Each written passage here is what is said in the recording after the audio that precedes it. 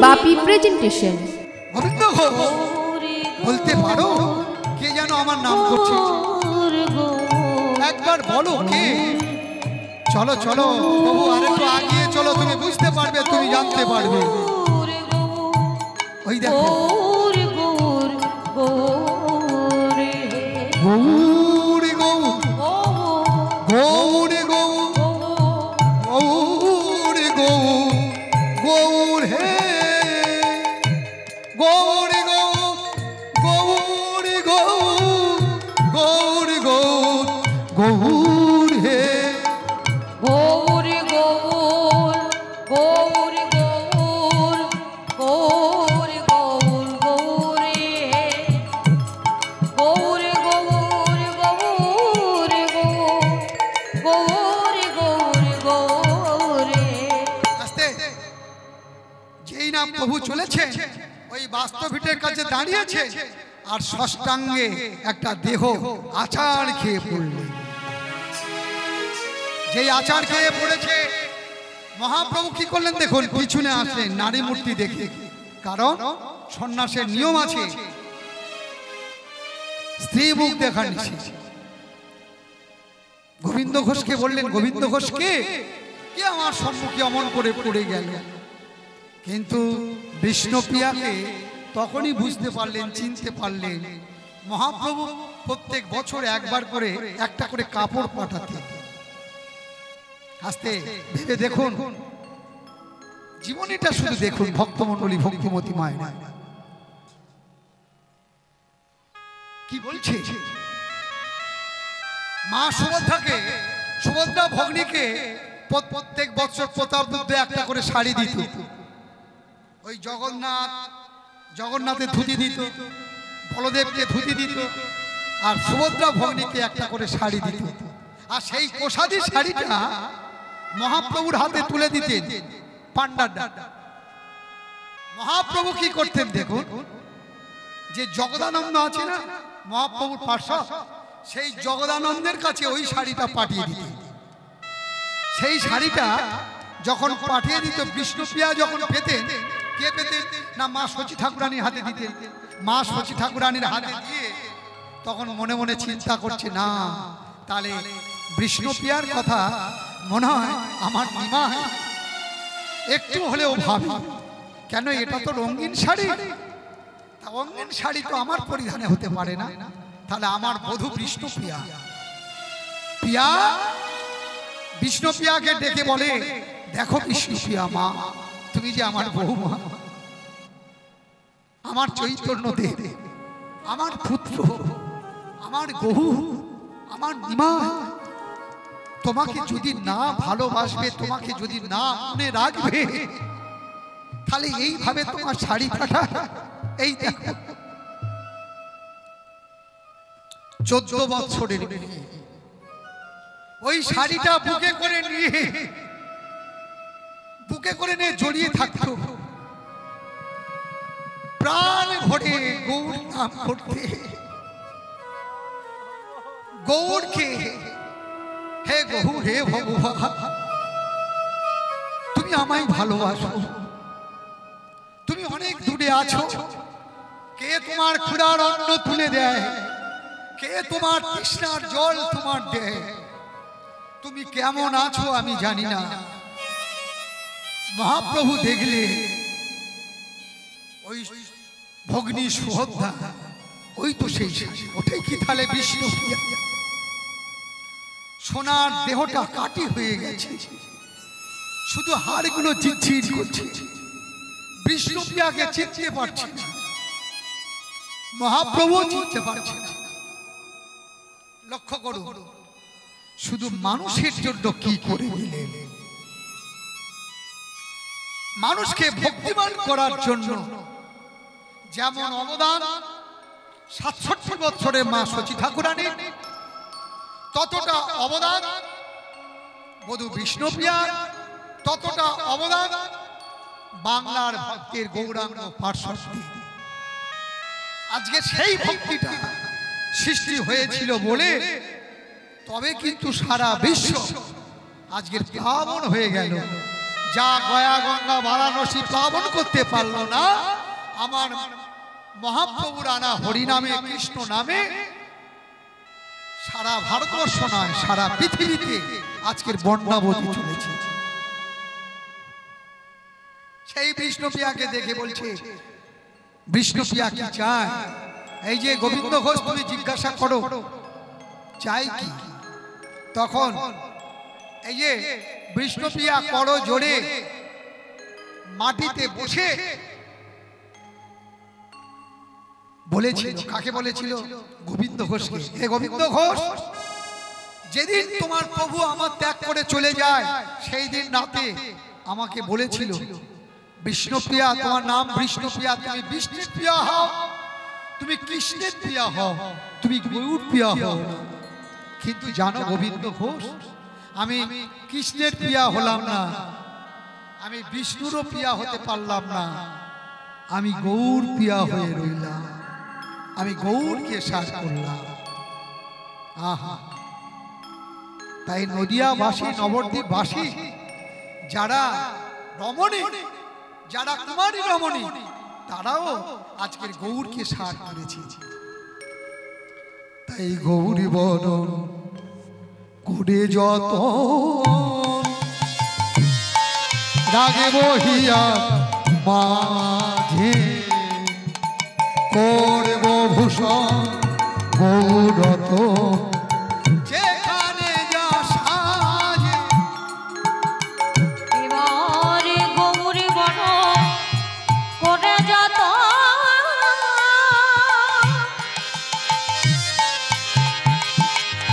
আমি রাগে বহিয়া মাঝে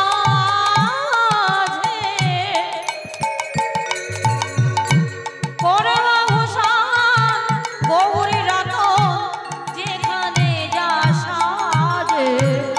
আমি অন্য ভূষণ পরব না গো, আমি অন্য ভূষণ পরব না গো, অন্য ভূষণ পরব না গো। আমি অন্য ভূষণ পরব না গো। আমি ছাড় করেছি গৌরত, অন্য ভূষণ পরিব না গো, ছাড় করেছি গৌরত, অন্য ভূষণ পরিব না গো, আমি ছাড় করেছি গৌরত, অন্য ভূষণ পরিব না গো, আমি ছাড় করেছি গৌর, আমি গৌর গৌর গৌর বলবো, আর করেছি গৌরী রত, গৌর গৌর গৌর বলবো। আর করেছি গৌরী রত, অন্য ভূষণ পরব না গো। গৌরী বলে করে তোকে যাব চলে, আমি করব ভূষণ গৌরী রতন, যেখানে যা সাজে।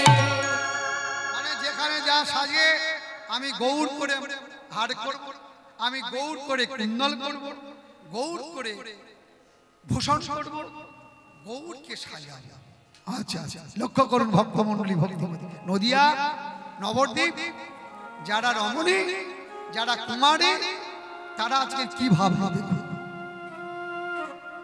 তাই কি করেছে? আচ্ছা, গৌরী বরণ ফুলের ঝাপা,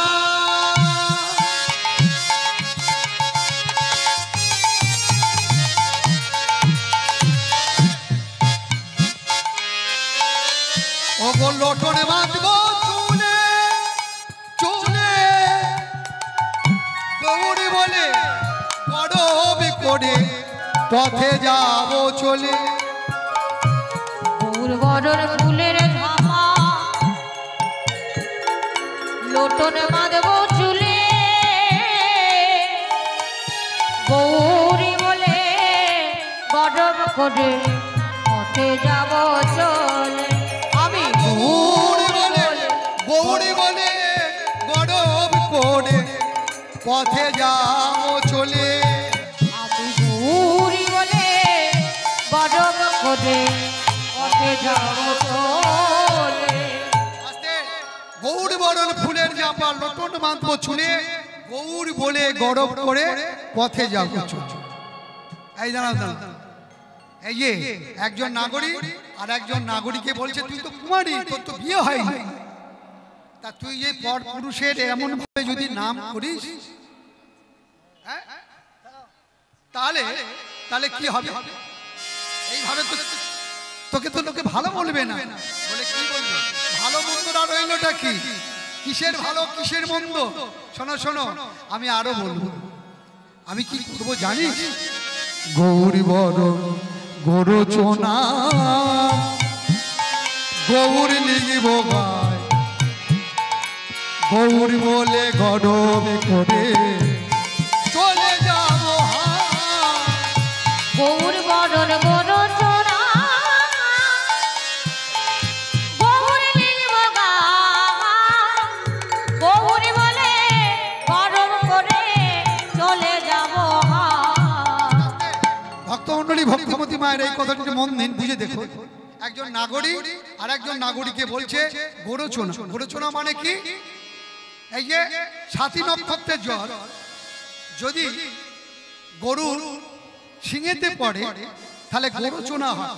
সেই গরচনা রংটা কেমন না হলুদ বরণ, আর সেই হলুদ বরণ গরচনা নিয়ে আমি লিখবো গকারে গো দয়াকারে ডা, গকারে গো দয়াকারে ডা, এই দুটো সারা দেহে তিনি লিখে কি করছে? যেখানে অনেক মানুষ ভিড় করে থাকবে তাদের মধ্যে আমি চলে যাব। আর যেই না চলে গেল তারা কি দেখলো? তারা বলছে এই যে বলা বলি করছে, ওই দেখো গকারে গো দয়াকারে ডা, সবাই বলছে গোড়া গোড়া গোড়া, ওই দেখো গোড়া, ওই দেখো ওই মেয়েটির গায়ে লেখা আছে গোড়া। বলে এই তো তাদের বলাই হলো, এই তো তাদের বলাই হলো, এই তো তাদের বলাই হলো, এই তো তাদের বলাই হলো, সোনার বলা সবাই বলল, এই তো তাদের বলাই হলো, সোনার বলা সবাই বলল, এই তো তাদের বলাই হলো, সোনার বলা সবাই বলে গৌর তোমার হলাম বলে, জনার বালা সবাই বলল, গৌর তোমার হলাম বলে, জনার বালা সবাই বলল, এই তো তাদের বলাই হলো, ওই তো তাদের বলাই হলো। বলে হ্যাঁ তুই গৌরকে ভালোবাসিস, ভালোবাসিস, আবার জগতে সবাই বলে কেন? আমি যেমন গৌরকে ভালোবাসি, যেমন গৌরকে নাম করি, যেন জগতের মানুষ ওই গৌরকে সবাই ভালোবাসে। কিন্তু তোর তো কুল আছে, মান আছে, গুরু আছে, গৌরব আছে, তুই তো কুমারী, তা তুই তাহলে এইভাবে কি গৌরকে ভালোবাসিস, জগতের মানুষকে দেখাতে চাস? বলে না না না, কুলে মোলে উফাড়িয়া খেলাবো গঙ্গার জলে, লোচনে বলে আলো দিবি ভোগনা পড়ে ঘরে, এবার কুলে মুলে উফারিয়া ঢালাইব গঙ্গার জলে, লোচন বলে আলো দিবি ভোগনায় আপনে ঘরে, কুলে কি গৌরাঙ্গ, বলে কুলে কি গৌরাঙ্গ মেলে, কুলে কি গৌরাঙ্গ মেলে, ওই না কুলে কি গৌরাঙ্গ মেলে, যত কুল তারা চরণে, কুলে কি গৌরাঙ্গ মেলে, যত কুল তারা চরণে, কুলে কি গৌরাঙ্গ মেলে, যত কুল তারা আবার ভিকাইব গৌরী গৌরী বলে, যতই কুল তারে রাঙা চরণে, আরে ভিকাইব গৌরী গৌরী বলে, যতই কুল তারে রাঙা চরণে, কুলে কি গৌরাঙ্গ মেলে, লোচন বলে আলো দিবি ভোগনা কোনে ঘরে। লোচন বলে আলো দিবি ভোগনায় আপনে ঘরে। এই হচ্ছে নদিয়া নবদ্বীপ, কুমারী এক কুমারী নাগরী এক নাগরিক সবাই গৌর কৃপা পেল। কার জন্য? না বধূ বিষ্ণুপ্রিয়ার জন্য। তাই বধূ বিষ্ণুপ্রিয়া বলছে, হে গোবিন্দ ঘোষ, তুমি তো আজকের মহাপ্রভু মানে সঙ্গী হয়েছ, তা আমি তোমায় বলছি শোনো, কোনোদিন তো আমার প্রভুর কাছে আমি কিছু চাইনি, আজকের আমি চাইব, তোমার প্রভু আমাকে কি দিতে পারবে? তখন মহাপ্রভু বিষ্ণুপ্রিয়ার অন্তরে কথা বুঝতে পারলো, জানতে পারলো, আর বুঝে জেনে আস্তে লক্ষ্য করুন ওই যে কাঠের খড়ম দুখানি নিজের মহাপ্রভুর চরণ থেকে খুলে দিলেন। আর যেই না খুলে দিয়েছে বধূ বিষ্ণুপ্রিয়া ওই কাঠের খড়ম দুখানি নিয়ে নয়ন জলে হাহাও করে কাঁদতে লাগলেন। ভক্তমণ্ডলী, ভক্তিমতী মায়েরা, আপনারা অনেক ছবিতে, অনেক ক্যালেন্ডারে আপনারা দেখবেন যে বধূ বিষ্ণুপ্রিয়া কাঠের খড়ম দুখানি নিয়ে নয়ন জলে কেঁদেছে বা কাঁদছে, এমন ছবি আপনারা আলোকে দেখতে পাবেন। এটা কিন্তু লীলাতে এই সময় ঘটেছে। আর এদিকে গোবিন্দ ঘোষকে নিয়ে মহাপ্রভু বললেন, গোবিন্দ ঘোষ, এই নদিয়া নবদ্বীপ আমার আর ভালো লাগে না, আমি আর দেখতে পাচ্ছি না, আমি আর সহ্য করতে পারছি না, চলো চলো। ছুটতে ছুটতে চলেছে কৃষ্ণ কেশব কৃষ্ণ কেশব কৃষ্ণ কেশব পাহিমা রাম রাঘব রাম রাঘব রাম রাঘব নিতাই গৌর হরি হরি বল। কেশব কৃষ্ণ কেশব তাহিমা রাম রাঘব রাম রাঘব রাম রাঘব প্রভু ছুটতে ছুটতে চলেছে, আর গোবিন্দ ঘোষ প্রভুর পিছনেও ছুটছে। কেশব কৃষ্ণ কেশব প্রভু রাম রাঘব রাম রাঘব ও প্রভু নিতাই গৌর হরি হরি হরি বল। এইভাবে ছুটতে ছুটতে ছুটতে ছুটতে প্রভুর কোটি দেশটা জড়িয়ে ধরেছে। প্রভু এইরকম ভাবে ছুটলে আমি কি ছুটতে পারি? এসো এসো এসো এসো। চলতে চলতে আজকে ভক্তমণ্ডলী, ভক্তিমতী মায়েরা, যেখানে প্রভু এসে দাঁড়ালেন একটা বটবৃক্ষের তলে, আর সেই বটবৃক্ষটা যেখানে আছে সেই জায়গাটার নাম হলো অগ্রদ্বীপ। এই অগ্রদ্বীপে এসে দাঁড়িয়েছে। যেই না অগ্রদ্বীপের মাটিতে দাঁড়িয়েছে, প্রভু ওই গাছের তলাতে ধপ করে বসে পড়েছে। বসে পড়ে বলছে, আমি আর যাব না। কেন? না না না, বড় কষ্ট, আর আমি যেতে পারছি না, অগ্রদ্বীপেই আমি থাকব। কিন্তু প্রভুর অন্তরে অন্তরে কথা, প্রভু জানে যে মাথাতে অভিশাপ, এই অভিশাপটা আমি কখন পূর্ণ করব, কখন নির্বাসন দেব। যে আমার প্রাণের ভক্ত, আমায় ছাড়া এ তো চলতে পারে না। কিন্তু রূপ গোস্বামী, সনাতন গোস্বামী, তাদের কাছ থেকে আমি জেনেছি, বুঝেছি, বৃন্দাবনে যেতে হলে আমাকে একা যেতে হবে। আমি যদি একা না যাই তাহলে বৃন্দাবন লীলা, বৃন্দাবন ভূমি, বৃন্দাবন রস আমি আস্বাদন করতে পারবো না। যেখানে আমি একা, সেখানে কেউ থাকতে পারে না। তখন ঠিক সেই সময় মধ্যাহ্ন নেমে আসলেন। প্রভু আমার গঙ্গায় স্নান করে ওই বটবৃক্ষের তলে বসে আছে। আর হাজার হাজার ভক্ত তারা বুঝতে পেরেছে, তারা জানতে পেরেছে প্রভু এসছে। আর জানতে পারায়, বুঝতে পারার জন্য কি হলো, তারা সবাই প্রসাদ নিয়ে এসছে মহাপ্রভুর জন্য। কেউ অন্নভোগ নিয়ে আসলেন, কেউ পরমান্ন নিয়ে আসলেন, কেউ ফল নিয়ে আসলো, কেউ পিঠে নিয়ে আসলো, কেউ সুন্দর সুন্দর ব্যঞ্জন তৈরি করে নিয়ে আসলেন। আস্তে আস্তে লক্ষ্য করুন মায়েরা, এইবারে প্রভুকে বলছে, প্রভু, গোবিন্দ ঘোষ বলছে, প্রভু ওই দেখো তোমারই জন্যে সবাই ভক্তরা তোমার সেবা দেওয়ার জন্য নিয়ে এসছে। এই গোবিন্দ ঘোষ, তুই তো জানিস আমি সন্ন্যাসী, তা সন্ন্যাসী কি এত গ্রহণ করা যাবে? সবার থেকে একটু একটু করে নিয়ে প্রভুকে সেবা দিলেন। আর প্রভু সেবা পেলেন। আর সেবা পাওয়াতে আজমন করলেন। আজমন করার পরে আবার পদ্মহস্তটা বাড়িয়ে দিয়েছে। যেই বাড়িয়ে দিয়েছে, গোবিন্দ ঘোষ চমকে উঠলেন। প্রভু তো সন্ন্যাসী, সন্ন্যাসীর কি দুবার সেবা গ্রহণ তো চলে না। মাথায় হাত দিয়ে চিন্তা করছে। প্রভু বলছে, গোবিন্দ ঘোষ, তুমি যে চিন্তা করছো এই চিন্তা নয়। আমি যার জন্য হাতটা বাড়িয়েছি, এটা দ্বিতীয়বার অন্ন গ্রহণ করার জন্য নয়। দাও দাও, তুমি আমার মুখশুদ্ধি দাও। ও প্রভু, তাহলে মুখশুদ্ধির জন্য তো আমার মাধুকরী করতে হবে। তাই গোবিন্দ ঘোষ কি করলেন? গোবিন্দ ঘোষ ছুটতে ছুটতে চলে গেলেন।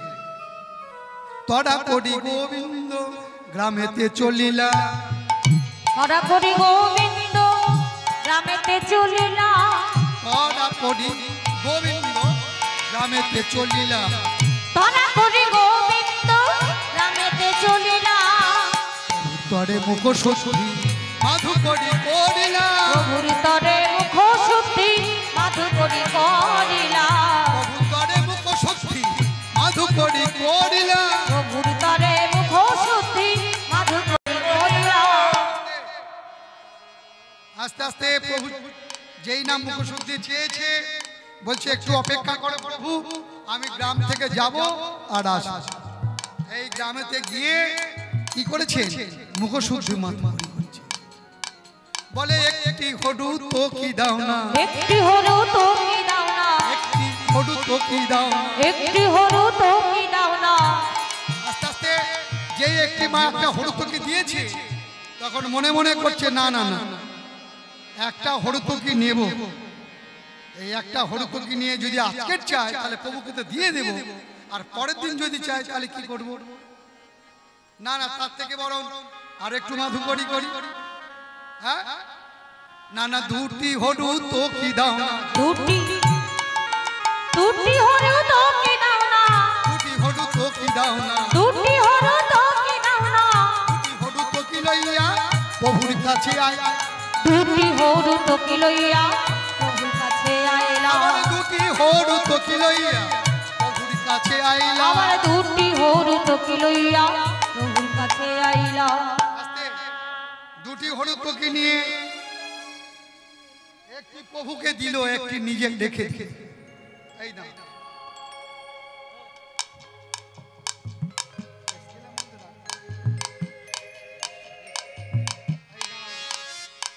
একটা হরুতকি নিয়ে নিজে কোটি দেশে সঞ্চয় করে রাখলেন, আর একটা হরুতকি নিয়ে এই না এই না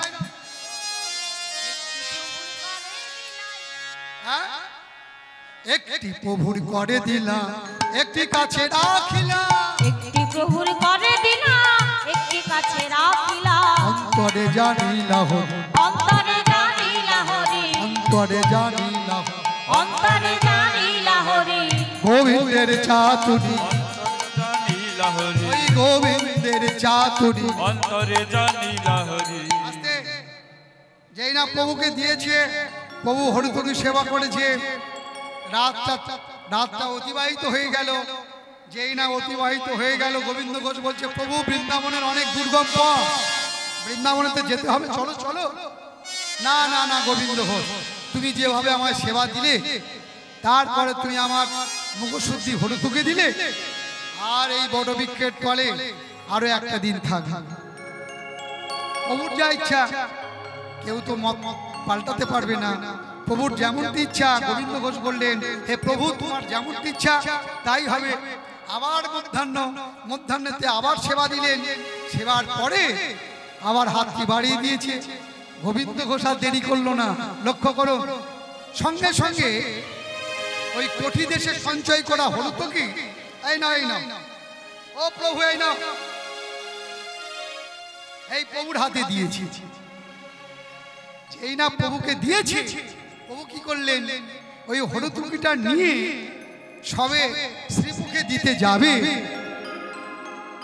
কিন্তু প্রভু চমকে উঠলেন। এ কি গোবিন্দ ঘোষ, কালকে তোমার কাছ থেকে হরতুকি চেয়েছি, তুমি নিজে বললে প্রভু একটু অপেক্ষা করো, আর আজকে তুমি এই হরতুকি এত তাড়াতাড়ি পেলে কোথা থেকে? ও প্রভু তুমি বুঝলে না, কালকে দুটো হরতুকি নিয়ে এসেছিলাম, একটি তোমায় দিলাম, কালকে দিয়েছিলাম, আর আজকের একটা হরতুকি আমার কাছে ছিল, সেই হরতুকিটা আমি তোমায় দিলাম। ক্রোধান্বিত হইয়া প্রভু কহিতে লাগিলা, কহিতে লাগিল, তুমি কিসের সন্ন্যাসী, তুমি কিসের সন্ন্যাসী, সঞ্চয় করিলা, সঞ্চয় করিলা, সন্ন্যাসীর নাহি আছে সঞ্চয়ের অধিকার, সন্ন্যাসীর নাহি আছে সঞ্চয়ের অধিকার, সন্ন্যাসীর নাহি আছে নাহি আছে সঞ্চয়ের অধিকার। সঞ্চয়ের অধিকার। দূর হয়ে যা, দূর হয়ে যা, দূর হয়ে যা, ছি ছি ছি। তোর ওই সঞ্চয় করা হলুদুকি তুই আমাকে সেবা দিয়ে আমার সন্ন্যাস ধর্ম নষ্ট করতে চাস? ছি ছি ছি ছি। যার মধ্যে কামনা আছে, যার মধ্যে সঞ্চয় আছে, যার মধ্যে বাসনা আছে, সে কোনোদিন সন্ন্যাস হতে পারে না। আর আমি সন্ন্যাসী ছাড়া, সন্ন্যাসী না হলে আমি তাকে বৃন্দাবনে নিয়ে যাব না। গোবিন্দ ঘোষ অবাক নয়নে তাকিয়ে আছে, কোনো কথা বলতে পারলে না। বাঘ লুপ্ত হয়ে গেল প্রভু ওই গম্ভীর বদন দেখে, ওই গম্ভীর স্বর দেখে। কি বলছো প্রভু? হ্যাঁ গোবিন্দ ঘোষ, যার জন্য আমি তোকে এই গঙ্গার তীরে, এই অগ্রদ্বীপের মাটিতে গঙ্গার তীরে আমি তোকে দিলাম নির্বাস। বলো না, বলো না, বলো না প্রভু, তুমি অমন করে বলো না। এ কি বলছো প্রভু তুমি? অমন করে আমি তোমায় ছাড়া থাকতে পারবো না। না না না প্রভু, না না, অমন করে তুমি বলো না। গোবিন্দ ঘোষ আচার খেয়ে মহাপ্রভুর চরণ দুটি জড়িয়ে ধরলেন। হে প্রভু, তুমি একবার আমায় ক্ষমা করে দাও। আমি বুঝি না, আমি মূর্খ, আমি শাস্ত্র জ্ঞানহীন, আমি বুঝি না, আমি জানি না, আমি বুঝতে পারিনি, আমি জানতে পারিনি। প্রভু, আমাকে এমন করে তুমি নির্বাসন দিও না। গোবিন্দ ঘোষ, আমি যাকে নির্বাসন দিই তাকে নির্বাসন দিই। আর নির্বাসন দিলে তবে তুই বুঝবি, জানতে পারবি নির্বাসনে জ্বালা কত, দুঃখ কত, কষ্ট কত। কিন্তু গোবিন্দ ঘোষ চরণ তো ছাড়ছে না। যখন মহাপ্রভু শত চেষ্টা করছে, গোবিন্দ ঘোষ বলছে, প্রভু আমি যে তোমায় ছাড়া বাঁচবো না প্রভু, তোমায় ছেড়ে যে আমি এক বিন্দু থাকতে পারবো না প্রভু, তুমি আমায় এমন করে নির্বাসন দিয়ে যেতে পারো না। কিন্তু প্রভু তো মনে মনে জানে যে গোবিন্দ ঘোষ কোনোদিন ভুল করতে পারে না।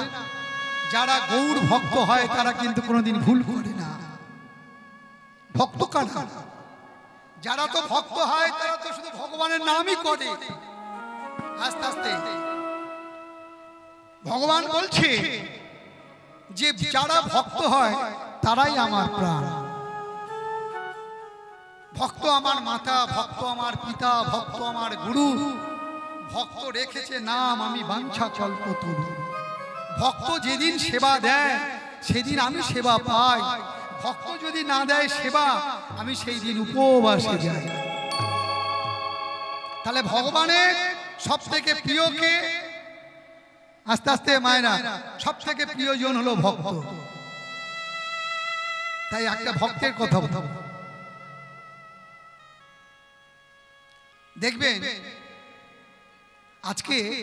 আজকের দিনে দাঁড়িয়ে আপনারা দেখতে পাবেন, লোকে মানে চোখে দেখতে পাবেন, হয়তো 12 বছর, 14 বছর, 15 বছর, 18 বছর, 18 বছর, 14 বছর ছেলেরা তারা কিন্তু আজকে প্রসাদভোজী হয়েছে।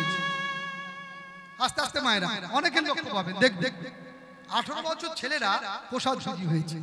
শিখা রেখেছে, মস্তক মণ্ডল করেছে, তুলসী কণ্ঠ পড়েছে, ধারণ করেছে, সাদা পোশাক পরেছে, ধুতি পরেছে, সাদা জামা পরেছে, সাদা উড়নি দেখবে গায়ে ফেলেছে। কি সুন্দর একটা রূপ নিয়েছে, রাস্তা দিয়ে যাচ্ছে। আর যারা চাকরি ছেড়ে দিয়ে 80 বছরের মানুষ, মানে 80 বছর বয়স হয়ে গেছে, তারা তাস খেলছে মোড় মাথাতে তারা তাস খেলছে। তারা রহস্য করে বলছে, এই যে ওরে বাবা, এই বয়সে কোথায় যাচ্ছিস অমন করে? এই বয়সে, ওই বয়সে আমরা কত কি করেছি, তুই কোথায় যাচ্ছিস ওই বয়সে? তখন ছেলেটি, ওই 15-16 বছরের ছেলেটি বলছে, বাবু আমি যে পথে যাচ্ছি ওই পথটা বড় দুর্গম। এই বয়সে যদি না যাই তাহলে সেই জায়গাটায় পৌঁছাতে পারবো না। আর 80 বছরে, লক্ষ্য করুন, 80 বছরে বয়স হয়ে গেছে, সে মোড় মাথাতে তাস খেলছে। ঠিক তদ্রুপ ওই 18 বছরের একটি ছেলে সবকিছু গৃহ ত্যাগ করে ভগবানকে পাওয়ার জন্য, ভগবানকে কৃপা পাওয়ার জন্য বনে জঙ্গলে ভগবানের নাম করে,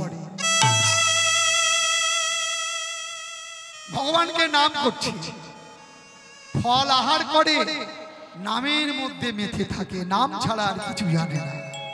আহা, আর এদিকে আপনারা জানেন একটা ভক্ত আছে, তার একটু অহংকারও আছে, বিনা যন্ত্র নিয়ে সে সবসময় নাম করে, ভগবানের নাম করে, যার নাম হলো নারদ।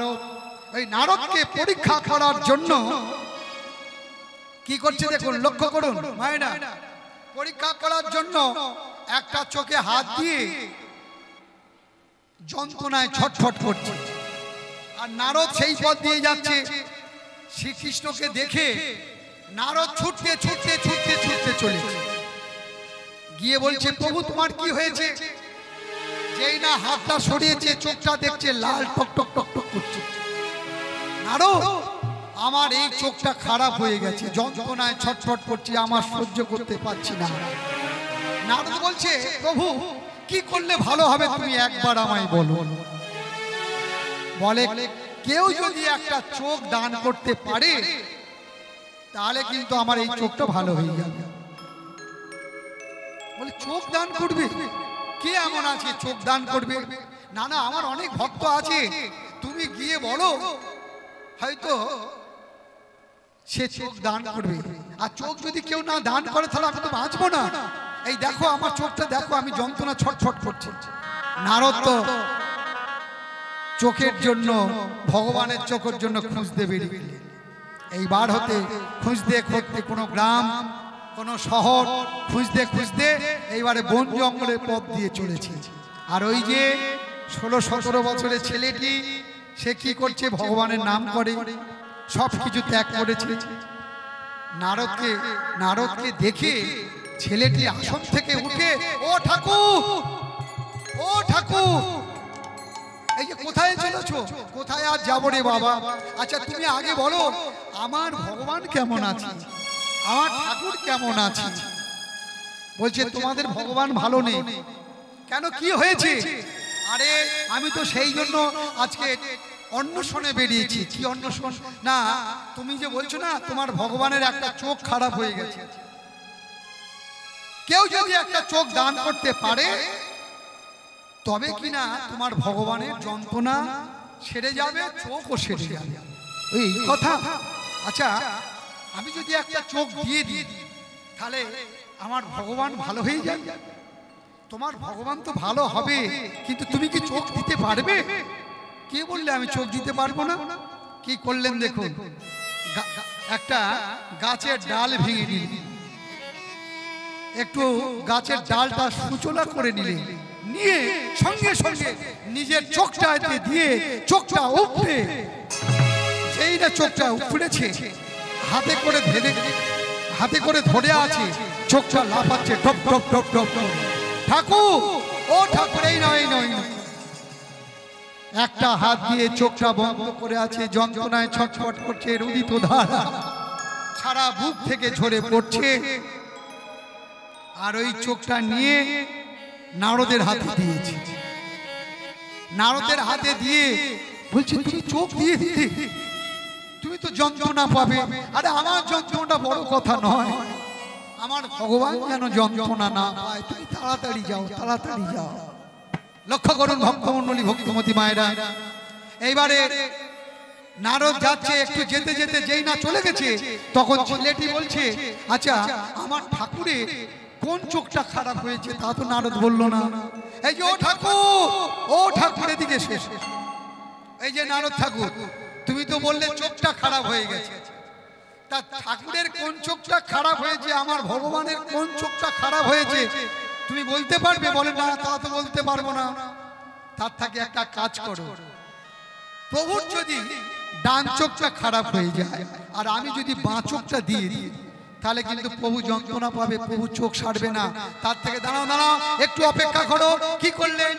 ওই গাছের ডাল দিয়ে আবার একটা চোখ কি করলেন, চোখটা উপড়ে দিলেন, নিয়ে নারদের হাতে দিয়ে দিল। দুটো চোখ যখন অন্ধ হয়ে গেল, কৃষ্ণ কৃষ্ণ বলে, হে কৃষ্ণ তুমি করুণা করো, তুমি করুণা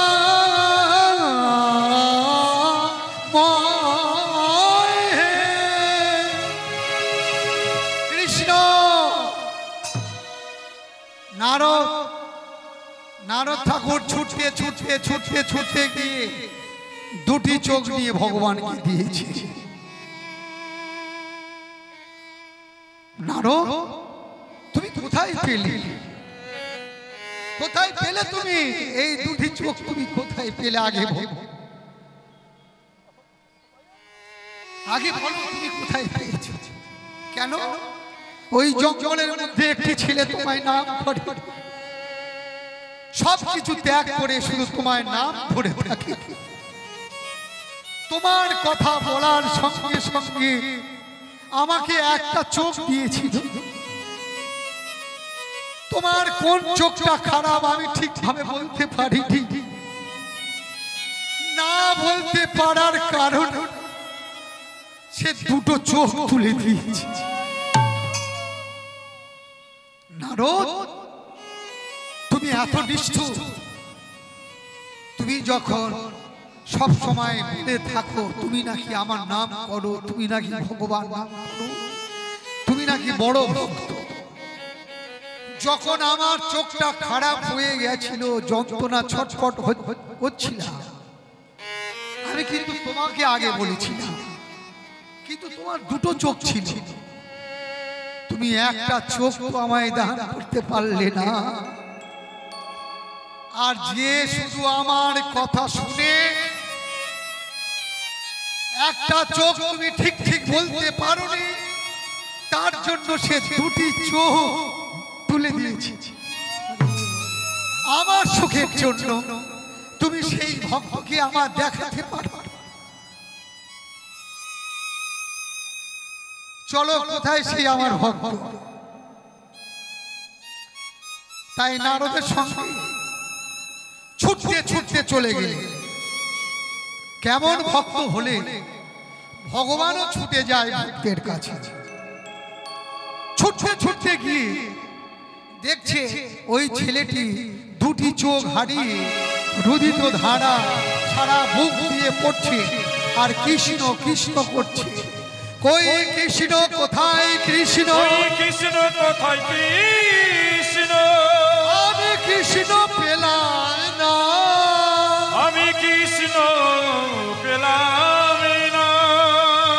ওই কৃষ্ণ কোথায় কৃষ্ণ, কোথায় কৃষ্ণ, আমায় কৃষ্ণ পেলাম না।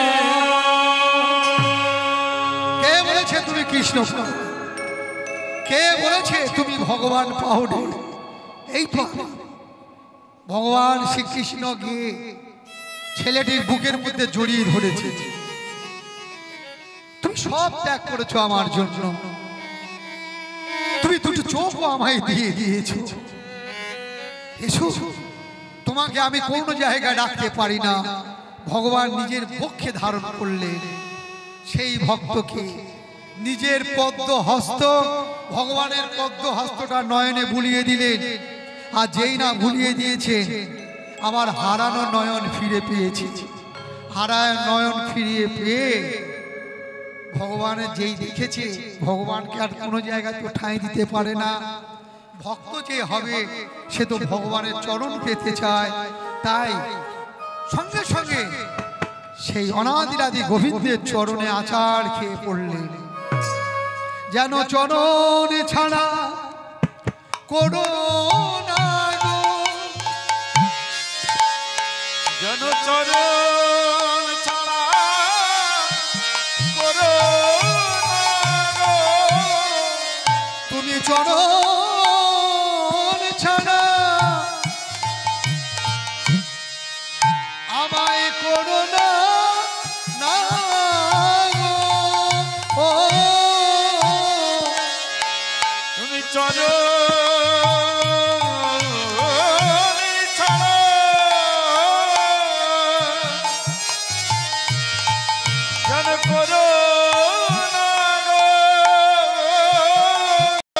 বলে তব চরণে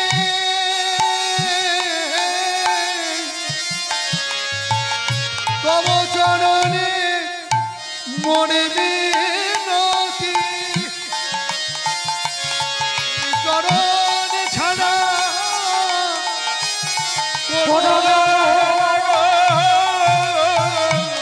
বলে তব চরণে মনে বিনতি ওই না চরণে ছাড়া করোনা গো ওই চরণে মোর প্রণতি জনম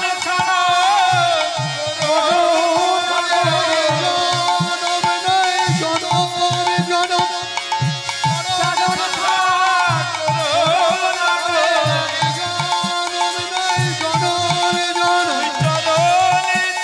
জনম জনম চরণে মোর বিনতি তাই গৌর হরি হরি বল। রে মোরে মিনতি চরণ যেন চরণে ছাড়া করো না গো তাই ভক্ত জানে ভগবানের চরণ দুটি আশ্রয় করতে হবে। গোবিন্দ ঘোষ চরণটা ছাড়ল না, কিন্তু মহাপ্রভু কি করলেন? গোবিন্দ ঘোষের কাছ থেকে চরণ দুটি ছাড়িয়ে নিয়ে আস্তে আস্তে চলে যাচ্ছে। গোবিন্দ ঘোষ এতক্ষণ উঠে দাঁড়ালেন, উঠে দাঁড়িয়ে এইবারে বলছি, হে প্রভু, হে অনাদিরাদি গোবিন্দ, তুমি বলো প্রভু, আমি কি আমার জন্য সঞ্চয় করেছি? আমার সুখের জন্য কি আমি সঞ্চয় করেছি? আমি তোমার ভালোর জন্য সঞ্চয় করেছি হরতুকি, তোমার সুখের জন্য আমি হরতুকি সঞ্চয় করেছি, তোমার জন্য সঞ্চয় করেছি। যে ভগবানের জন্য সঞ্চয় করে তাকে কি এই শাস্তি পেতে হয়? গোবিন্দ ঘোষের কথা শুনে মহাপ্রভু বললেন, শোনো, তুমি সন্ন্যাসী হয়ে তুমি আমার জন্য সঞ্চয় করো আর তোমার জন্য সঞ্চয় করো। যার জন্য তুমি সঞ্চয় করো, তুমি সঞ্চয় করেছো, তার মানে তোমার মধ্যে কামনা আছে, বাসনা আছে, আর এই কামনা বাসনার জন্য আমি তোমাকে নির্বাসন দিয়েছি। যেই না চলে যাচ্ছে, গোবিন্দ ঘোষ বললেন, হে প্রভু, যদি তাই যদি হয়ে থাকে, তোমার চরণে যদি আমার মন থাকে, প্রাণ থাকে, আমার জীবন যৌবন কুল মান যদি আমি তোমার চরণে সঁপে দিয়ে থাকি, তাহলে এই অগ্রদ্বীপের মাটিতে আমি প্রতিজ্ঞা করছি, আমি ভক্ত হয়ে বলছি, তুমি ভগবান হয়ে শুনে থাকো, আজ থেকে 15 দিনের মধ্যে তোমাকে আমার কাছে ফিরে আসতে হবে হবে হবে। সেই দিন জগৎবাসী বুঝতে পারবে, জগজীব জানতে পারবে ভগবান বড় না ভক্ত বড়। গোবিন্দ ঘোষ, আমি তো যুগে যুগে বলে থাকি, আমি বড় নয়, ভক্ত বড়। ভক্ত আমার মাতা পিতা, ভক্ত আমার গুরু, ভক্ত আমার নাম রেখেছে বাঞ্ছা কল্পতরু। আর সেইটা প্রমাণ করানোর জন্য আমি জগৎকে বলে থাকি, হে জগৎবাসী, তোমরা আমাকে সেবা দিও না, তোমরা ভগবান আমার ভক্তকে সেবা দাও। আমার ভক্তকে সেবা দিলে আমার সেবা পাওয়া হয়ে যাবে। আহা, চলেছে গোবিন্দ ঘোষ।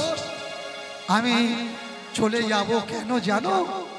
ওই দেখো, আমাকে যেতেই হবে, আমাকে একাই যেতে হবে। তুমি দুঃখ পেও না, কষ্ট পেও না। ওই দেখো, ওই নীল আকাশের দিকে তাকাও, কেউ যেন আমায় হাত ছানি দিয়ে ডাকছে।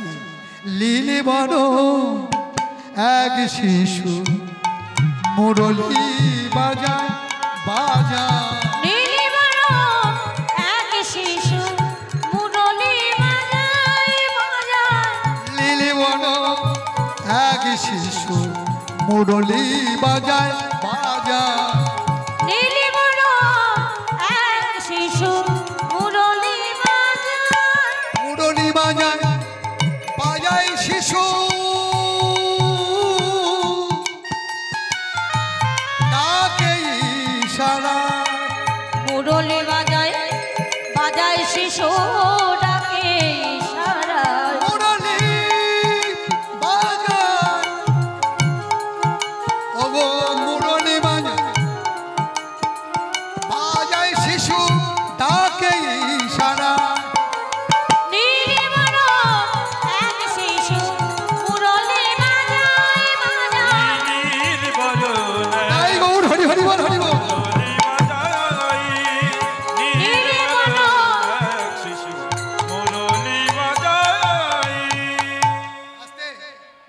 প্রভু আমার ছুটতে ছুটতে চলে গেলেন।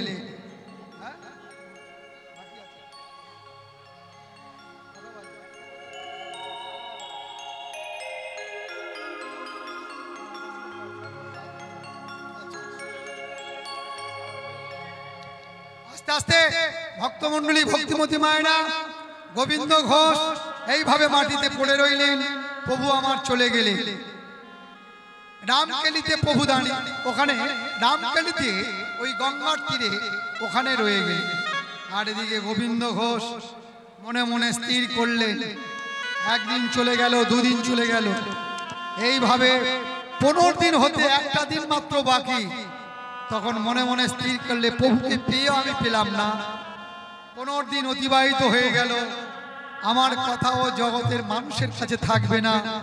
আমি প্রতিজ্ঞা করেছি 15 দিনের মধ্যে প্রভু ফিরে আসবে, কিন্তু ফিরে তো আসলো না, একটা দিন মাত্র বাকি।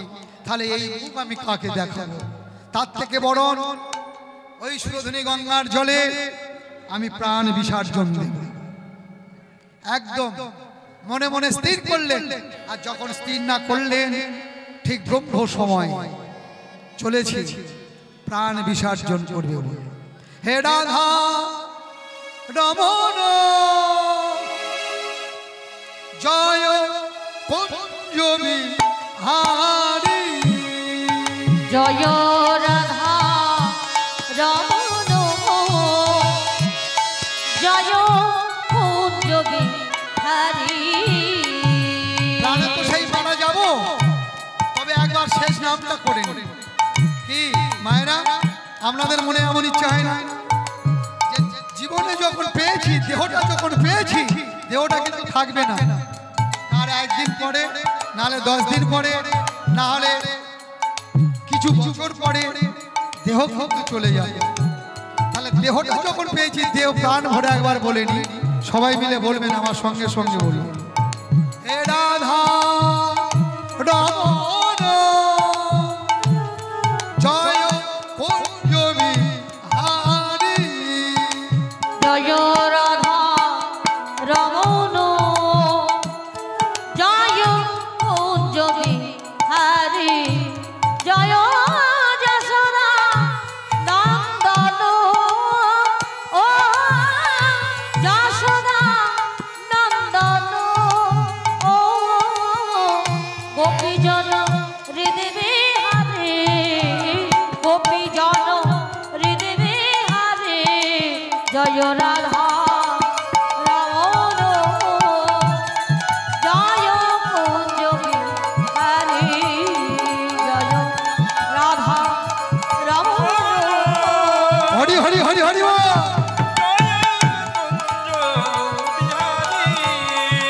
দেখা দাও হে আমার রাধিকা রমণ, অধিকার তুমি দেখা দাও হে আমার রাধিকা রমণ, তুমি দেখা দাও। এই যে প্রাণ বিসর্জন করবেন তো, এবারে কি করেছে দেখো, ভালো করে এই যে উড়ানিটা নিয়ে ভালো করে বেঁধে নিয়ে যেই না গঙ্গায় ঝাঁপ দিবে, রামকেলিতে প্রভু বুঝতে পারছেন যে আমার ভক্ত আত্মহত্যা করেছে আমার জন্য, তাই কি করলেন, একটা পাথর ভাসিয়ে দিলেন। আর ওই পাথরটা এসে কি করলো, গোবিন্দ ঘোষের ধাক্কা মারল। আস্তে আস্তে মায়েরা লক্ষ্য করুন, লীলার মধ্যে মন প্রাণ রাখুন। যেই না মানে প্রাণ বিসর্জন করবে বলে ঝাঁপ দিয়েছে, আর ঠিক সেই সময় ওই পাথরটা এসে ধাক্কা মারল। একই তাই পাথরটা কালুয়া পাথর মনে করে, কাষ্ট মনে করে দূরে সরিয়ে দিয়ে আবার প্রাণ বিসর্জন করার জন্য আবার ঝাঁপ দিয়েছে। আবার কিন্তু ওই পাথরটা এসে মেরেছে ধাক্কা। যা একই, আমি যতবার মরতে চাই আমার মরণ হয় না, আমার প্রাণও গেল না, আমি গৌরকে পেলাম না, প্রাণের প্রাণ গৌর ভগবানকেও পেলাম না, এই পোড়া কাষ্টটা আমায় বাঁধা দিই। তাই পোড়া কাষ্টটা নিয়ে কি করেছেন দেখুন, এই যে নিয়ে ঘাড়ে করে নিয়ে যেখানে পণ্য কুঠির, ওই পণ্য কুঠিরের পিছনে রেখে দিয়ে মাথায় হাত দিয়ে বসে আছে আর গৌর কথা ভাবছে। আর গৌর কথা ভাবতে ভাবতে আর ঠিক সেই সময় মহাপ্রভু এসে দ্বার দেশে দাঁড়িয়ে আছে। গোবিন্দ ঘোষ, গোবিন্দ ঘোষ, গোবিন্দ ঘোষ, গোবিন্দ ঘোষ, গোবিন্দ ঘোষ। গোবিন্দ কে? কে আমায় ডাকলো? এ তো আমার প্রভুর কণ্ঠস্বর। তবে কি আমার প্রভু এসছে? যেই না পণ্য কুটির থেকে বেরিয়ে দেখছে মহাপ্রভু দাঁড়িয়ে আছে। আহা, সাষ্টাঙ্গে ভক্তি নিবেদন করেছে প্রভুর চরণ। প্রভু, আমি জানি প্রভু, আমি জানি তুমি আমার কাছে আসবে। এসো, আর তুমি যদি আমাকে একটু জানাতে যে তুমি আসবে, তাহলে আমি একটা আসন পেতে রাখতাম। না হলে অন্তত আমার হৃদয় আসনটা শূন্য হয়ে আছে, সেই আসনটা আমি যত্নে তোমাকে রাখতাম তোমার বসন করানোর জন্য, বসানোর জন্য। গোবিন্দ ঘোষকে সান্ত্বনা দিয়ে বলল, চলো, তুমি আমার জন্য, তুমি কি জানো প্রাণ বিসর্জন করলে তুমি যে পাপে পরিণত হয়ে যাবে, তুমি পাপে পড়ে যাবে। কি করছো তুমি? না প্রভু, তোমায় ছাড়া এ প্রাণে, এ দেহে, এ মনের কোনো দাম নেই। আচ্ছা, তুমি যে মরতে চলেছো, আমি তোমার একটা পাথর ভাসিয়ে দিয়েছি। কই পাথর? ও তো পাথর নয়, একটা পোড়া কাষ্ঠ মাত্র। সেই কাষ্ঠটা নিয়ে তুমি কোথায় রেখেছো? কেন? ওই তো পণ্য কুটিরের পিছনে। যাও, ওই কাষ্ঠটা তুমি আমায় এনে দাও। যেই না কাষ্ঠটা মনে করে, পোড়া কাষ্ঠ মনে করে তুলতে যাবে, তুলতে পারবে না। দেখলো না, এটা কালুয়া পাথর। আর ওই পাথরটা যখন আনতে গেল, ওই ভগবানের থেকে একটা সৃষ্টি হলো, ছোট্ট একটি ছেলে, যার গায়ের রং কালো, যার মাথাটা কোকড়ানো, যে ত্রিভঙ্গ ভঙ্গিনে দাঁড়াতে পারে। সে কোটি দেশ থেকে একটা হাতুড়ি বের করলেন, একটা পাথর কাস্টা অস্ত্র বার করলেন, আর বের করে যেই না গোবিন্দ ঘোষ নিয়ে এসছে, গোবিন্দ ঘোষকে বলছে, এই দাও দাও, ওই কালো পাথরটা আমায় দাও। ওই পাথর থেকে আমি একটা সুন্দর মূর্তি তৈরি করে দেব। সেই পাথরটা নিয়ে এদিকে ভক্ত ভগবানের সঙ্গে আলোচনা চলছে, নাম চলছে, আর ছোট্ট ছেলেটি ওই পাথর কাটা অস্ত্র দিয়ে পাথর কাটছে।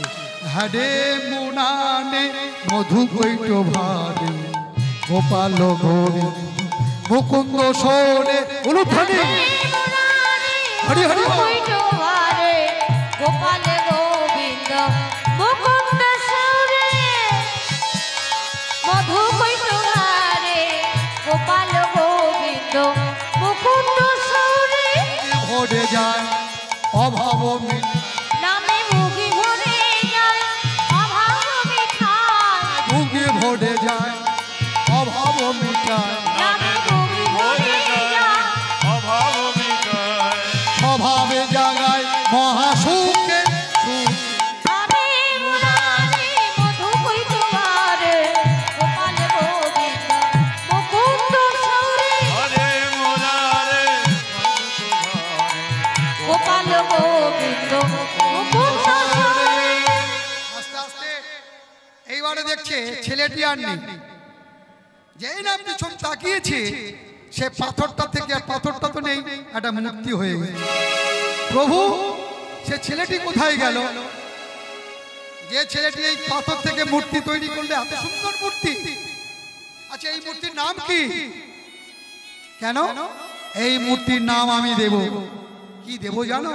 এই অগ্রদ্বীপে বলে গোপীনাথ গোপীনাথ গোপীনাথ গোপীনাথ গোপীনাথ গোপীনাথ গোপীনাথ গোপীনাথ অগ্রদ্বীপে গোপীনাথ গোপীনাথ গোপীনাথ নাম দিলাম গোপীনাথ গোপীনাথ গোপীনাথ অগ্রদ্বীপে গোপীনাথ গোপীনাথ গোপীনাথ। কিন্তু শোনো শোনো, এই গোপীনাথকে আমি তোমার কাছে দিয়ে যাব। তুমি এই গোপীনাথকে সেবা দেবে। এই গোপীনাথকে সেবা দিলে তুমি আমায় পাবে। যেই না বলেছে এই কথা, গোবিন্দ ঘোষ বলছে, না না না, আমি ওই গোপীনাথকে নেব না। ও তো পাথরের গোপীনাথ, কথা বলতে পারে না। ওই পাথরের গোপীনাথকে আমি নেব না। আমি তোমার সঙ্গে বৃন্দাবনে যাব। ভক্ত আর শুনছে না, গোপীনাথকে নিচ্ছে না। তখন মহাপ্রভু বলছে, আচ্ছা তোমাকে গোপীনাথকে নিতে হবে, তুমি পণ্য কুঠিরে রেখে দাও। গোবিন্দ ঘোষ কি করছে দেখুন, লক্ষ্য করুন মায়েরা, এই জায়গাটা লক্ষ্য করুন।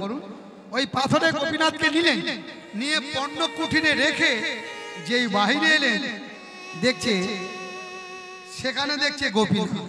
তাহলে মহাপ্রভু কোথায় গেল? বাইরে গোপীনাথ, ভিতরে গোপীনাথ। বাইরে গোপীনাথ, ভিতরে গোপীনাথ। বাইরে গোপীনাথ, ভিতরে গোপীনাথ। বাইরে গোপীনাথ, ভিতরে গোপীনাথ। বাইরে গোপীনাথ, ভিতরে গোপীনাথ। গোপীনাথ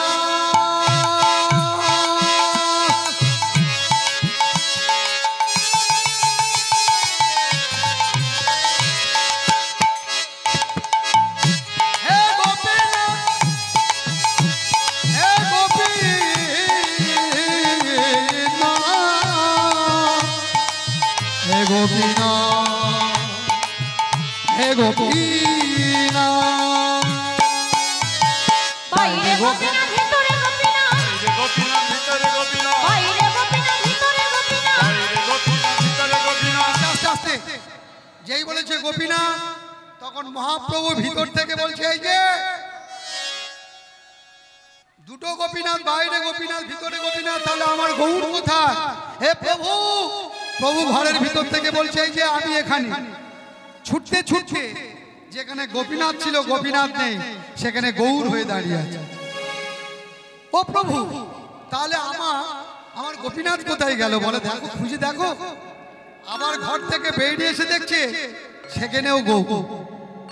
অনুধ্বনি, বাইরে গৌর, ভিতরে গৌ। বাইরে তাই গৌর, হরি হরি বল।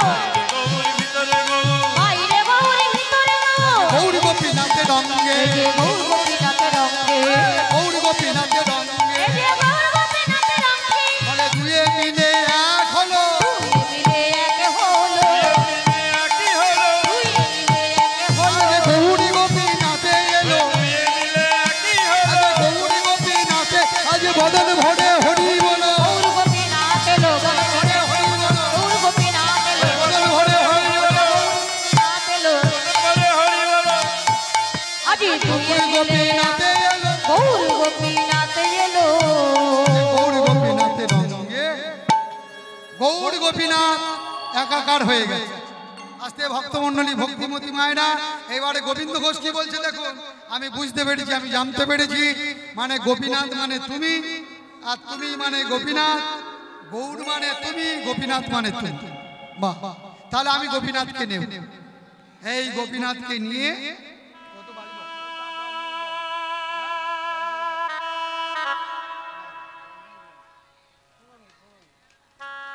আস্তে আস্তে ভক্তমণ্ডলী, ভক্তিমতী মায়েরা লক্ষ্য করুন। এবারে মহাপ্রভু আমার চলে গেলে আর ওই গোপীনাথকে রইল, গোপীনাথকে নিয়ে আছে। মহাপ্রভু বলে গিয়েছিলে, কি বলে গিয়েছে না, বলেছে যে তুমি সংসারী হও। তাই গোবিন্দ ঘোষ, কারণ সংসারের মধ্যে থাকতে থাকতে দুঃখ যন্ত্রণায় পুড়তে পুড়তে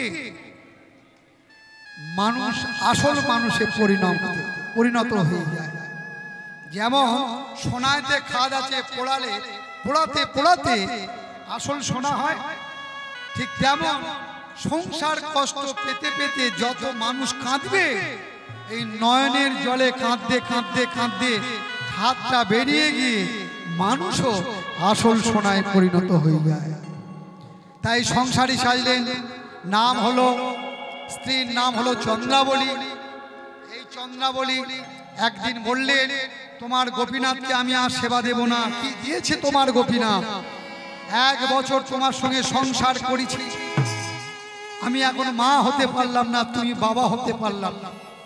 তুমি যখন বাবা হতে পারলে না, আমি তোমার গোপীনাথের কাছে চাইবো একটা সন্তান আমায় দিতে পারবে? তোমার গোপীনাথের সেই ক্ষমতা আছে? সেই দিনে আমি তোমার গোপীনাথকে সেবা দেব। ভগবান গোপীনাথ বলছে, ও এদের সংসার কালিমায় মাখিয়েছি, এরা আরো কালি মাখতে চায়, কিন্তু জগতের জীবের নিয়ম পাকাল মাছের মতো থাকতে হবে। পাকে বাস করে, পাকটা যেন তার গায়ে যেমন লাগে না, তেমন সংসারের মধ্যে থেকে সংসারে কালিমা যেন বেশি না মাখে। কিন্তু এ যে কালি মাখতে চায়, তাহলে আমি আরো রং দিয়ে দেব। কি করলেন? ভগবান গোপীনাথের কৃপাতে একটা ফুটফুটে সন্তান লাভ করলেন, আর সেই সন্তানের নাম দিলেন কি?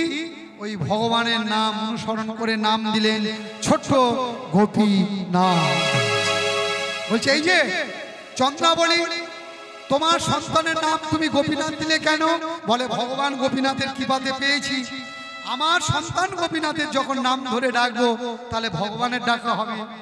আমার যখন আমার গোপীনাথের কথা মনে পড়বে, তার ক্ষুধার কথা মনে পড়বে, তার কষ্টের কথা মনে পড়বে, তখন এই ভগবান গোপীনাথের কথা মনে পড়বে। বাহ, বহুত আচ্ছা। এইভাবে দিন যায়, বছর যায়, কিন্তু একদিন গোবিন্দ ঘোষ যখন ওই গোপীনাথের সেবা দেওয়ার জন্য পরমান্ন প্রস্তুত করতে বললেন, তৈরি করতে বললেন, কিন্তু পরমান্ন করল না। সন্তানের ওই বাল্যকের হাঁড়িটা নিয়ে গোপীনাথকে সেবা দিলেন। এই না, তোমার গোপীনাথের তুমি সেবা দাও। এখন গোবিন্দ ঘোষ তো জানে না, না জেনে না বুঝে নমো গোপীনাথে নমো, নমো গোপীনাথে নমো, নমো গোপীনাথে নমো। এই নমো গোপীনাথ বলে যখন কি করলেন? সেবা দিলেন। আর তারপর দিনে গোবিন্দ ঘোষ দেখছে বাল্যকের হাঁড়িতে শুধু বাল্যক লেগে আছে, বাল্যকের হাঁড়িতে নেই। গোপীনাথ সব সেবা করেছে। গোপীনাথ মনে মনে স্থির করলেন, ভক্ত আমাকে যা দেবে তাই তোমাকে সেবা করতে হবে। কিন্তু ক্রোধান্বিত হয়ে গেলেন, রেগে গেলেন গোপীনাথ, প্রতিশোধ নিলেন। তুমি আমার বাল্যক সেবা দিয়েছো, তিন দিন জ্বরে চন্দ্রাবলী হলো মৃত্যুর কারণ, হলো মৃত্যুর তিন দিন জ্বরে চন্দ্রাবলীর হলো মৃত্যুর কারণ, হলো মৃত্যুর কারণ, জ্বরে চন্দ্রাবলী চন্দ্রাবলী হলো মৃত্যুর কারণ। এই দেখুন, ভগবান প্রতিশোধ নিয়েছে। তিন দিন জ্বরে চন্দ্রাবলীর মৃত্যু হয়ে গেল। গোবিন্দ ঘোষ চিন্তা করছেন, আমি বুঝতে পেরেছি, আমি জানতে পেরেছি গোপীনাথ তুমি প্রতিশোধ নিয়েছো, বাল্যক সেবা দিয়েছি বলে তুমি প্রতিশোধ নিয়েছো, ভালো হয়েছে। আমার স্ত্রী বিয়ে হয়েছে, ভালো হয়েছে। কিন্তু তুমি কি জানো এই ছোট্ট গোপীনাথকে আমি কেমন করে মানুষ করব? যারা মা হয় তারা 101টা সন্তান মানুষ করতে পারে, কিন্তু যারা বাবা তারা একটা সন্তান মানুষ করতে গেলে হিমশিম হয়ে যায়। তাই গোপীনাথকে বলছে আমি কেমন ভাবে মানুষ করব? ওই আস্তে আস্তে 1 বছর, 2 বছর, 3 বছর হতে হতে যখন গোপীনাথের 5 বছর পূর্ণ হলো, গোবিন্দ ঘোষ একদিন মাধুকরী করতে গেলেন। আর মাধুকরী করতে এসে ফিরে দেখলেন যে পাটাতনের উপরে গোপীনাথ ছটফট ছটফট করছে। বাবা, বাবা, আমার বুকের বড় যন্ত্রণা, আমি যন্ত্রণা সহ্য করতে পারিনি। তুমি কোথায় ছিলে বাবা? তুমি আমার বুকে একটু হাত বুলিয়ে দাও, তুমি আমার মাথাতে একটু হাত বুলিয়ে দাও। ওই 5 বছরের গোপীনাথ যন্ত্রণায় ছটফট ছটফট করছে। ওরে গোপীনাথ, তুই একটু অপেক্ষা কর, একটু দাঁড়া, একটু অপেক্ষা কর, আমি এক্ষুনি যাবো আর আসবো। ছুটতে ছুটতে গিয়ে ওই মন্দিরে প্রবেশ করে ভগবান গোপীনাথের চরণামিত্র নিয়ে এসে, গোপীনাথ, ওরে গোপীনাথ, আয় আয় আয়, তোর এক্ষুনি ভালো হয়ে যাবে, তুই ভালো হয়ে যাবি বাবা। যেই চরণামিত্র মুখের মধ্যে দিল, আর ঢোক মারতে পারল না। যে শক্তিতে ঢোক মারতে পারবে সেই শক্তিটা ওই ভগবান হরণ করে নিয়েছে। একটা সময় মুখ থেকে চরণামিত্র বেরিয়ে পড়ল, শিথিল হয়ে গেল, আর বাবা বলে ডাকছে না। গোবিন্দ ঘোষ দেখলেন কি গোপীনাথ আচার খেয়ে বললেন বুকের মধ্যে, তুই একবার আমায় বাবা বলে ডাক গোপীনাথ, তুই একবার আমায় বাবা বলে ডাক। ভগবান এই কি তোমার লীলা প্রভু, এই কি তোমার খেলা,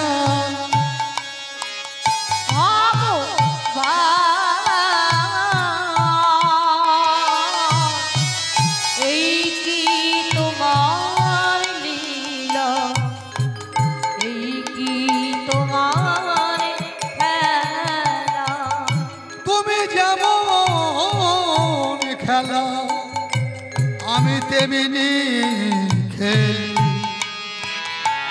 এই কি তোমার খেলা, এই কি তোমার লীলা। ভগবান এই কি তোমার খেলা, এই কি তোমার লীলা। তুলসিয়া গঙ্গা জলে করি চরণ সেবা, এই কি তা পাওয়া। তুলসিয়া গঙ্গা জলে করে চরণ সেবা, এই কি তার সাজা। তুলসিয়া গঙ্গা জলে করি চরণ সেবা, এই কি তা পাওয়া। তুলসিয়া গঙ্গা জলে করি চরণ সেবা, এই কি তার সাজা। ভগবান এই কি তোমার লীলা, এই কি তোমার খেলা। এই কি তোমার লীলা, এই কি তোমার খেলা। কি করলেন হে জগৎবাসী, হে ভগবান, তুমি যেমন খেলাচ্ছ আমি তেমনই খেলছি, তাই যদি হয়ে থাকে, এই যদি তোমার লীলা হয়ে থাকে, আমি কি করব জানো? যা পৃথিবীর মানুষ কেউ পারেনি, যে পৃথিবীর কোনো বাবা পারেনি, আমি তাই করব। কি করলেন? নিজের সন্তানকে নিজে বক্ষে তুলে নিয়ে ওই গঙ্গার তীরে বালুকা মাটি খণ্ডন করলেন, করে সমাধি দিলেন। সমাধি দিয়ে টলতে টলতে আস্তে আস্তে শুধু মনে পড়ছে ওই ছোট্ট গোপীনাথের কথা, আদো আদো শব্দে বাবা বলার কথা, আস্তে আস্তে তার হাঁটার কথা। পাটাতনের উপরে শয়নে গেলেন। একদিন, দুদিন, 3 দিন অতিবাহিত হয়ে গেল। ভগবান গোপীনাথের সেবা দিল না, নিজেও সেবা করলো না, তৃষ্ণার জল পর্যন্ত নয়, অনাহারে আছে। 3 দিন পরে গভীর রাত, আর ওই গভীর রাতে করঘাত করলে, দরজায় যেন কেউ করঘাত করলে, আবার কে যেন বাবা বলে ডাকলে, বাবা বাবা বাবা, ও বাবা, কে কে আমায় বাবা বলে ডাকে? না না না না, আমি হয়তো ভুল শুনছি, এ তো আমার ছোট গোপীনাথের কণ্ঠস্বর, কিন্তু আমি বাবা হয়ে যা করে এলাম, সে আর কোনোদিন তো আমায় বাবা বলে ডাকতে পারবে না। আমায় ডাকলো, বাবা বাবা, কে তুই? আমি তোমার বড় গোপীনাথ। দূর হয়ে যা, দূর হয়ে যা, ছি ছি ছি, তুই আমাকে বাবা বলে ডাকছিস? তোর বাবা বলতে লজ্জা করলো না? তুই আমায় বাবা বলে ডাকছিস? বাবা? আচ্ছা তুমিই বলো বাবা, কারো যদি দুটো সন্তান থাকে, কোন বাবা মায়ের যদি দুটো সন্তান থাকে, একটা সন্তান যদি মারা যায়, তুমি কি আরেকটি সন্তানকে না খাইয়ে মারতে পারো? তুমি তো 3 দিন আমায় কিছুই খেতে দাওনি। দাও দাও, তুমি আমায় খেতে দাও। আমার যে বড় ক্ষুধা, আমার যে বড় তৃষ্ণা, তুমি তৃষ্ণার জল পর্যন্ত আমায় দাওনি। তুই যে বাবা বলে ডাকছিস, আচ্ছা বাবা বলে ডাকলে কি করতে হয় তুই জানিস? তুমি বলে দাও কি করতে হয়। যদি আমার ছোট গোপীনাথ বেঁচে থাকতো, আমি মারা গেলে আমার জন্য কাঁচা পরিধান করত, আমার জন্য 1 মাস ধরে হুব্বুসি সেবা করত, আমায় পিণ্ডদান দিত। তুই পারবি? তুই হুব্বুসি সেবা করতে পারবি? তুই পরিধানে কাঁচা করতে পারবি? তুই কি বল, তুই আমার জন্য পিণ্ডদান করতে পারবি? বাবা, তোমার গোপীনাথ যদি বেঁচে থাকতো, তাহলে তোমাকে একবার কাঁচা পরিধান করতো, পিণ্ড দিত, হুব্বুসি সেবা করত। কিন্তু আমি তোমার বড় ছেলে, বড় সন্তান হয়ে আমি তোমায় বাবা বলে ডাকছি। আমি তোমায় বলছি, পৃথিবী যতদিন বেঁচে থাকবে, পৃথিবী যতদিন থাকবে, ততদিন আমি তোমার নামে পিণ্ডদান দেব। তোমার জন্য আমি হুব্বুসি সেবা করব, তোমার জন্য আমি গলাতে কাঁচা ধারণ করব। কিন্তু জগতের মানুষ সবাই জানে আমি পাথর, আমি পাষাণ, আমি নিষ্ঠুর। সবাই আমায় বলে আমি পাষাণ। আমাকে পাষাণের ভিতরে যে আমি তোমাদের ভগবান হয়ে, তোমাদের সন্তান হয়ে, তোমাদের পরম আত্মীয় হয়ে লুকিয়ে আছি, আমাকে কেউ বলে না, কেউ জানে না, কেউ বোঝে না। পাষাণে বলিয়া ভাবিছ যাহারে,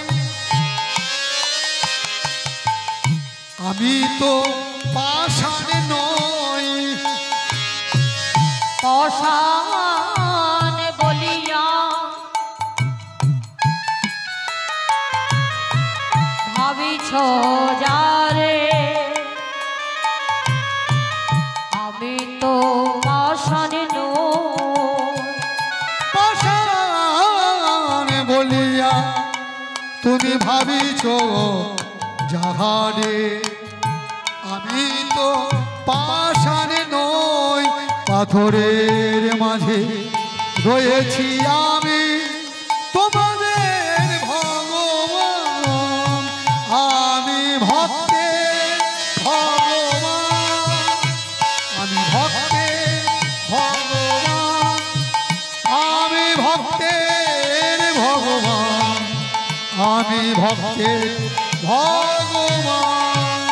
আমি ভক্তের ভগবান, আমি ভক্তের ভগবান, আমি ভক্তের ভগবান, আমি ভক্তের ভগবান।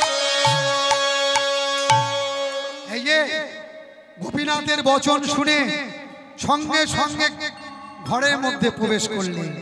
যা কিছু নিয়ে না গোপীনাথ, আমি তোকে সেবা দেব, আমি তোকে সেবা দেব। তাই শুনিয়া গোপীনাথের বচন, নয়নে ঝরে বাড়ি, আপন মনে ব্যথা শুধাইল, তুই কর ঝুড়ি। ওই নয়া মনে মনে ব্যথা শুধাইল, তুই কর জরে। বাঁচাও গোপীনাথ, বাঁচাও গোপীনাথ, হে গোপীনাথ, বাঁচাও গোপীনাথ। হে গোপীনাথ, বাঁচাও গোপীনাথ। গোপীনাথের কথা শুনে আচার খেয়ে পড়লেন গোপীনাথের চরণে।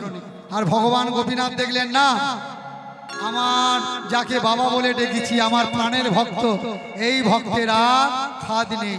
তাই প্রাণ পাখিটা তুলে নিলেন। যেই না প্রাণ পাখিটা তুলে নিলেন, গ্রাম অগ্রদীপবাসীরা গোবিন্দ ঘোষের দেহটা শেষ কাজটুকু সমর্পণ করলেন। নতুন পূজারীর কাছ থেকে নতুন কাপড় পরলেন। আর 1 মাস উপবাসী সেবা দেওয়ার পরে জগৎবাসী সবাই দেখছে ভগবান গোপীনাথ ওই মন্দির থেকে হাঁটতে হাঁটতে এসে যারা বেদাজ্ঞ ব্রাহ্মণ তারা মন্ত্র উচ্চারণ করছে আর গোবিন্দ ঘোষের নামে ওই পাথরের ভগবান গোপীনাথ পিণ্ডদান দিলেন। যাদের নয়ন ছিল তারা নয়নে মিলে দেখল। তাই এই জায়গাটা আমরা সবাই মিলে বলবো, প্রাণ ভরে গাইব, ভক্ত আরে ভগবানের মিলন হইল, ভক্ত আরে ভগবানের মিলন হইল, ভক্ত আরে ভগবানের মিলন হইল, ভক্ত আরে ভগবানের